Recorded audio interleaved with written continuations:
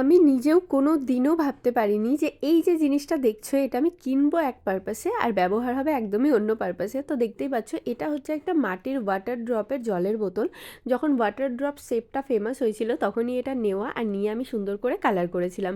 কিন্তু সমস্যা হচ্ছে এতে যখনই ভর্তি জল রাখছি জল অটোমেটিক অর্ধেকেরও নিচে নেমে যাচ্ছে, তাই এটা পড়েই ছিল, কোনো ব্যবহার হচ্ছিল না। তাই এখন ভাবলাম না, এটাকে ব্যবহার করতে হবে, কারণ এতে আমি সুন্দর করে কালার করেছি। কালার না করলে হয়তো আমি ছেড়ে দিতাম, যেহেতু রং করেছি। তাই প্রথমে ভাবলাম ফ্লাওয়ার ভাস বানানো যাক, তারপর ভাবলাম না, সেটা করলে ক্যাপ ইউজ হবে না। তাই জন্য একে আমি এখন বানাবো গুল্লাক। ক্যাপটা কেটে দিলেও আমি পারতাম, প্লাস্টিকের ছিল, ইজিই হতো, কিন্তু ক্যাপটা কাটলে না জিনিসটাই নষ্ট হয়ে যেত। তাই জন্য ভাবলাম এই দেখো এইরকমভাবে সাইডটা আমি চাকু দিয়ে কেটেছি, অনেকক্ষণ সময় লেগেছে। আর ভেবেছিলাম এটা এনাফ সাইজ।